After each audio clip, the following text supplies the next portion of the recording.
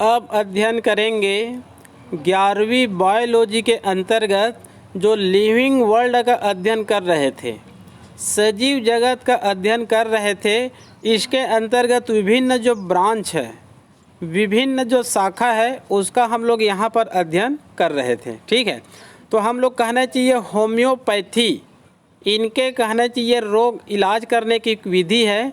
इनके पिता माने जाते हैं हेनी मैन को। अब आगे है एम्ब्रियोलॉजी। एम्ब्रियोलॉजी मतलब होता है भ्रूण विज्ञान। चाहे मानव हो, चाहे टाइगर हो, चाहे एलिफेंट हो, चाहे कोई भी कहना चाहिए जो मैमल से होते हैं, या फिर एविज भी होते हैं, एम्फीबिया, रेप्टिलिया होते हैं, इन सब के कहना चाहिए भ्रूणों का अध्ययन करने वाली विज्ञान को क्या कहते हैं? एम्ब्रियोलॉजी, भ्रूण विज्ञान। इसके अंतर्गत कहना चाहिए जो गर्भ में पल रहे जो चाइल्ड होते हैं, जो भ्रूण होते हैं, उनमें किसी प्रकार का रोग है कि नहीं, किसी प्रकार के कहना चाहिए जीन से रिलेटेड रोग है कि नहीं, इन सब का कहना चाहिए प्रसव से पहले ही इसका अध्ययन किया जाता है। तब इसको क्या कहा जाता है? एम्ब्रियोलॉजी कहा जाता है। क्लियर? इवोल्यूशन मतलब विकास। विकास का कहना चाहिए एक चैप्टर है 12वीं में, जो पहले 11वीं में था। इसके अंतर्गत ओरिजिन ऑफ लाइफ, जीवन की उत्पत्ति, जाति की उत्पत्ति नहीं, ओरिजिन ऑफ लाइफ, जीवन की उत्पत्ति कैसे हुई। ठीक है, इनके लिए कहना चाहिए अनेक सिद्धांत दिए गए, जिनमें से कहना चाहिए एक सिद्धांत मान्यता प्राप्त है, जो AI ओपेरिन, जो रूसी वैज्ञानिक थे, रशियन वैज्ञानिक है AI ओपेरिन, उनका सिद्धांत कहना चाहिए मान्यता प्राप्त है, मॉडर्न सिद्धांत कहा जाता है उसको। ठीक है, ओरिजिन ऑफ लाइफ, जीवन की उत्पत्ति। इसके अनुसार कहना चाहिए जीवों की उत्पत्ति 2 चरणों में हुई है। पहला क्या है? बायोलॉजिकल यूलेशन और केमिकल यूलेशन।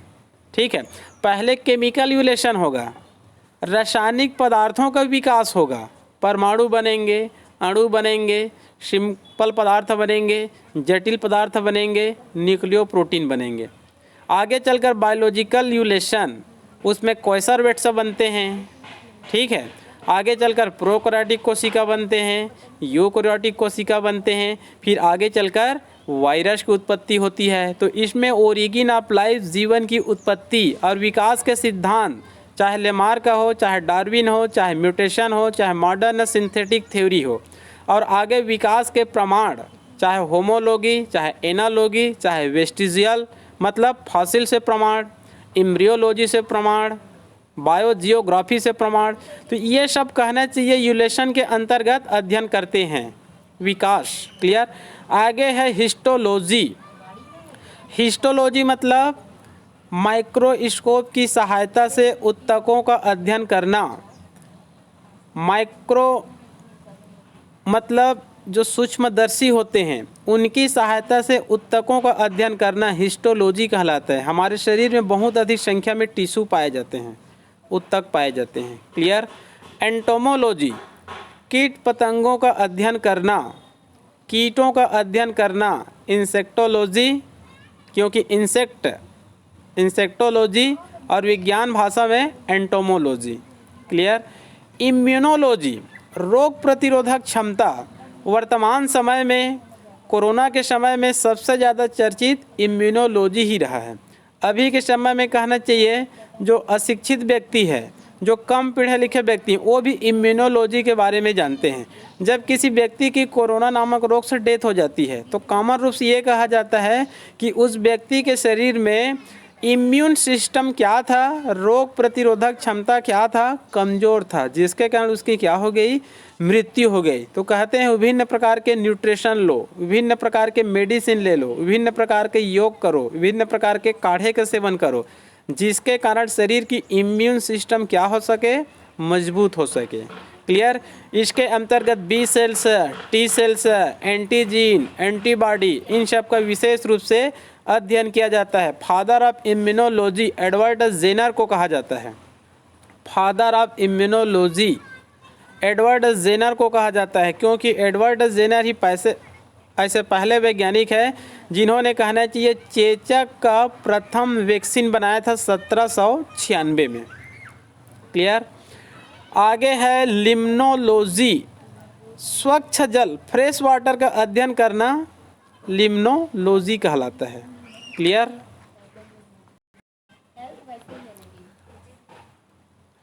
आगे है पेलियोलॉजी।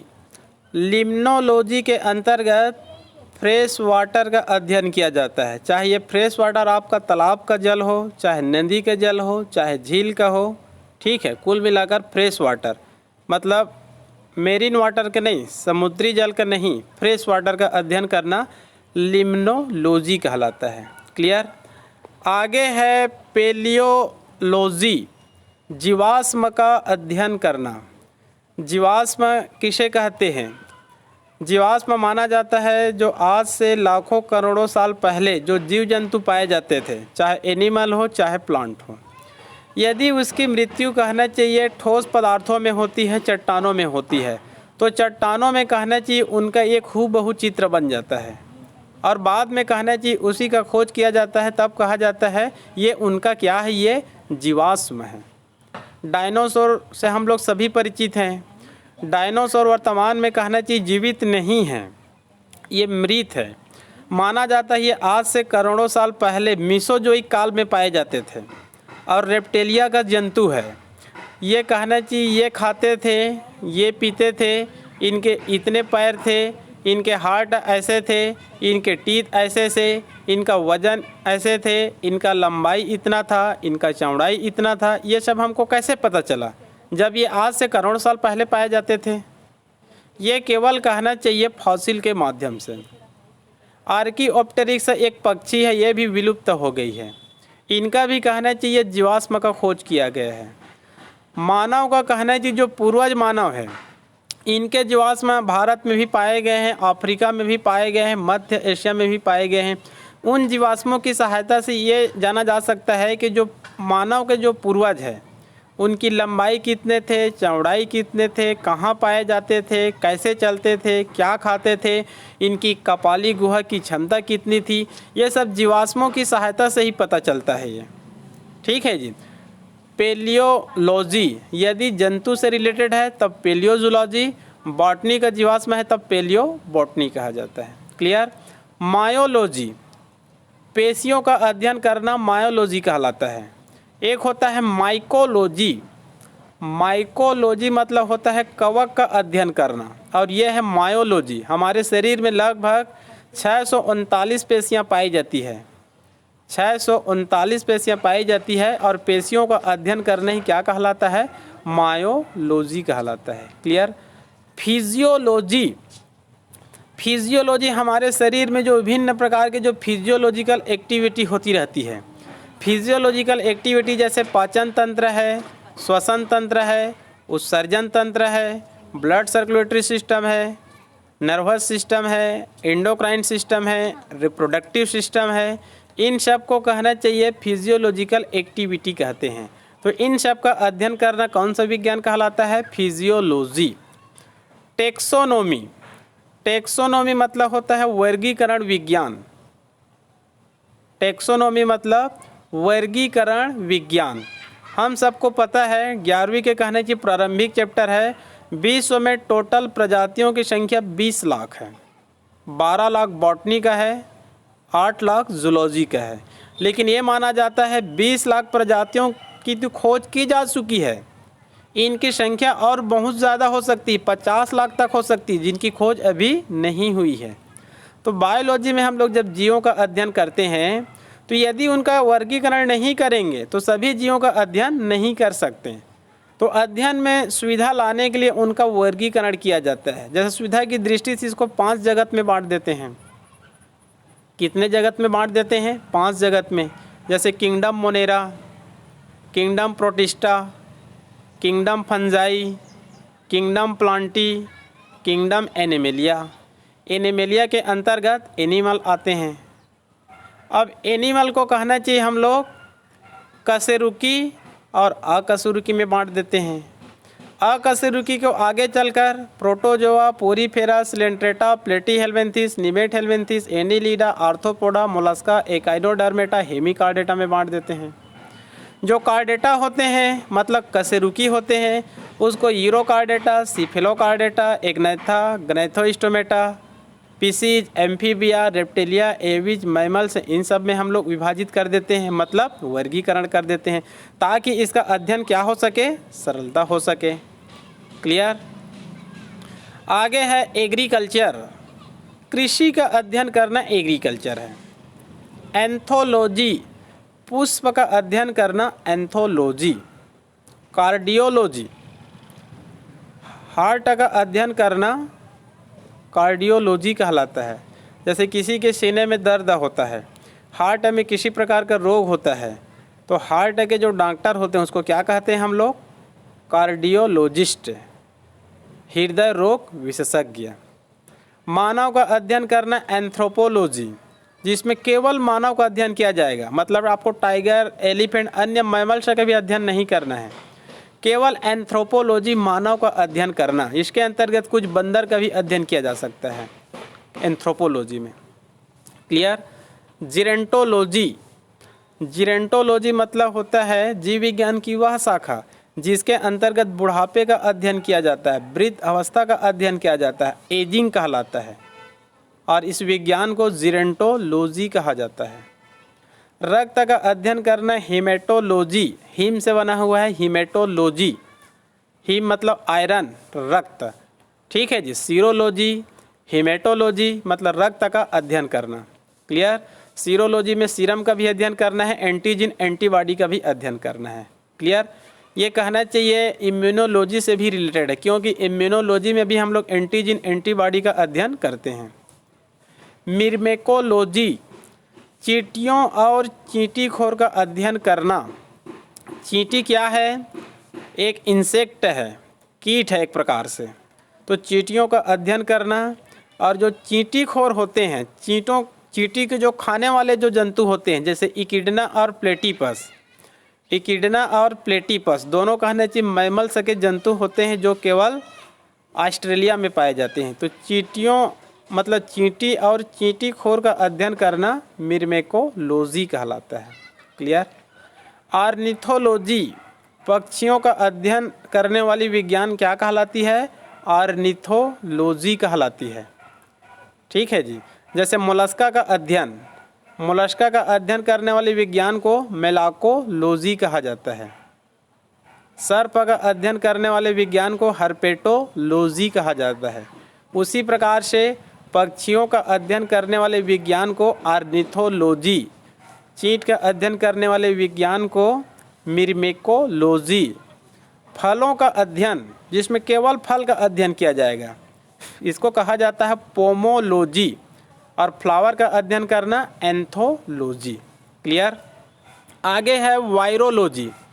वायरोलॉजी में तो क्लियर है, वायरस का अध्ययन करना वायरोलॉजी। इनके पिता कहलाता है एम स्टेनले, क्योंकि जो एम स्टेनले है उन्होंने कहना चाहिए वायरस का खोज किया था, टीएमवी वायरस, तंबाकू मोज़ेइक वायरस का खोज किया था।